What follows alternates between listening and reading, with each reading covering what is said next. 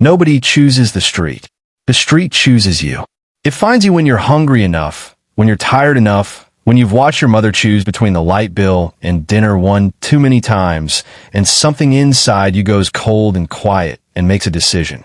You didn't fall into this life. You walked in with your eyes open. And that's the part that haunts you most. Level 1. You are 14 and you understand money the way only people without it truly do. You understand what it costs to keep the lights on. What it feels like to wear the same shoes until the soul separates. What it means when your mother sighs at the kitchen table at midnight and doesn't know you can hear her through the wall. School exists. You go sometimes. But school is a building full of people teaching you how to wait. Wait for a diploma. Wait for a job. Wait for a life that keeps moving further away the longer you wait for it. Then one day, an older guy in the neighborhood.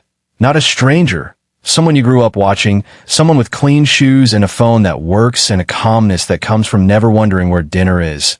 He looks at you and says, "You're smart. I could use someone smart." He doesn't say for what. He doesn't have to. You already know. You say yes before he finishes the sentence. Level 2.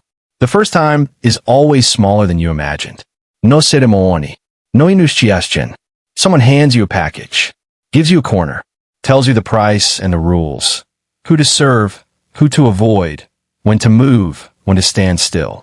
You stand on that corner for 4 hours and your heart beats so loud you're sure everyone passing can hear it. Then the first customer comes. Then another. By the end of the night, you have more cash in your pocket than your mother makes in 3 days.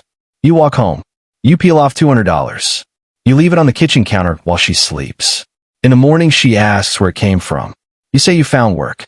She looks at you for a long time, the way mothers look when they know and don't want to know simultaneously. She takes the money. You both cross a line that night. Neither of you ever mentions it. Level 3. A week becomes a month. A month becomes a year. The fear that made your heart loud on day 1 goes quiet. This is not a good thing. Now it's just work. Wake up. Move the package. Count the money.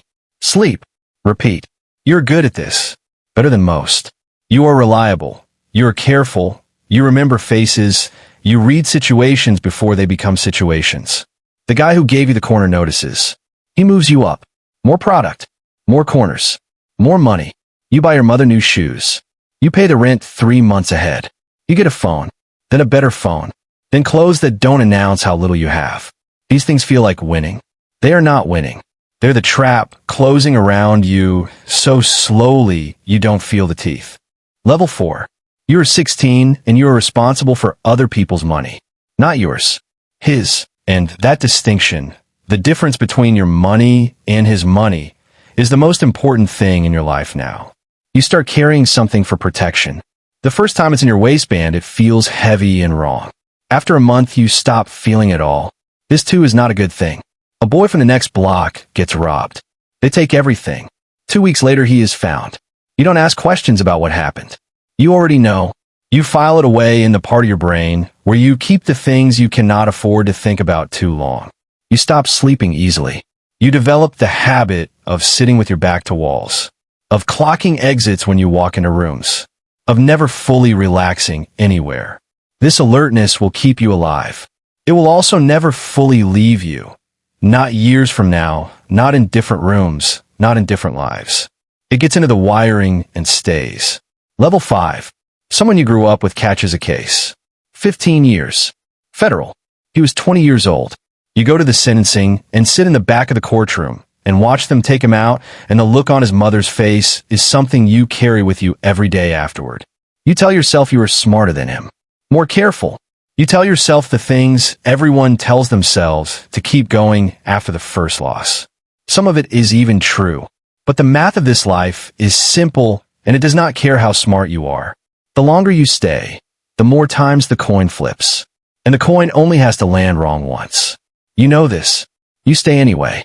Because leaving requires somewhere to go. And the street is the only place that ever gave you somewhere to stand. Level 6. By 17, you have more cash than you know what to do with. Cash that cannot go in a bank. Cash that lives in shoeboxes and ceiling panels and the kind of places that tell you everything about the life you're living, that even your money has to hide. You buy things. You spend things. Not because you need them, but because spending is the only way to make the number feel real. The chain, the car you can't insure properly, the clothes, the nights, the people who appear when you're spending and disappear when you're not. You learn to tell the difference between people who are there and people who are present. Most people are only there. Your real friends, the ones from before, the ones who knew you when you were hungry. Some of them look at you differently now. Not with envy exactly, with something more complicated. With the specific sadness of people watching someone they love walk towards something they cannot stop. You don't see it then. You see it later. Much later. Level 7. You are 18, and trust is a luxury you stop being able to afford. Everyone is a potential problem. The new face on the corner. The car that slows down twice. The friend who asks too many questions about the operation. You don't know if the paranoia is keeping you safe or eating you alive. Probably both. Your phone is a weapon pointed at you. Every text a potential evidence. You change numbers like other people change socks. You speak in code so layered that sometimes you have to pause and remember what you actually said. You stop telling people anything real. This starts as strategy. Then it becomes personality. Then one day, you realize you haven't said a true thing to another human being in so long that you can't remember what that feels like. You are 18 years old, and you are completely alone inside a crowd of people who think they know you. Level 8. It happens on a Tuesday morning. It's always a Tuesday morning. You are asleep when the door comes off its hinges. Then there are voices and light and hands and cold floor and a knee in your back and the sound of your mother screaming from the other room. And that sound, her voice at that pitch, is the sound you will hear in your sleep for the rest of your life. They find what they find. The lawyer your people get you is decent, but the evidence is not. The DA offers a deal, less time if you talk. You don't talk. Not because of loyalty to any principle. Because talking has a price in this world that is paid by people you care about. And you are many things, but you are not that. You take the years. You sit in a holding cell the night before sentencing, and you think about the kitchen counter. The $200. Your mother's face. The line you both crossed and never talked about. You think, this is where the yes led. You already knew. You walked in with your eyes open. And that's the part that haunts you most. Level 9. Time moves differently in a cell. The outside world runs at full speed. Seasons change, people age, children are born, the neighborhood shifts, and you are in here in the same walls, in the same hours, watching yourself stay still while everything moves without you. You have time now. All the time you never had on the corner. You read. You think. You sit with things you spent years running from. The why of it. The root of it. The 14-year-old at the kitchen table listening to his mother sigh. You understand him. You don't forgive him. Understanding and forgiving are not the same thing. Your mother visits every month without fail. She sits across the glass, and she talks about ordinary things. The neighbor's new car, what's growing in the garden, something she saw on television. She never says, I told you. She never says, I knew. She just shows up, every month, without fail. That is the only thing in your life that has no price. No angel, no conditions. You hold it like something breakable, because it is. Level 10. Here is what nobody tells you about the street. It doesn't miss you. While you're inside, the corners fill. New faces, younger than you were, standing where you stood, learning what you learned, making the same calculations that felt like choices but were really just gravity. The inevitable pull of hunger toward the only open door. The street doesn't pause for your sentence. It doesn't mark your absence. You were a body in a position, and now another body is in that position, and the position doesn't know the difference. You were not special to the street. You were useful to it.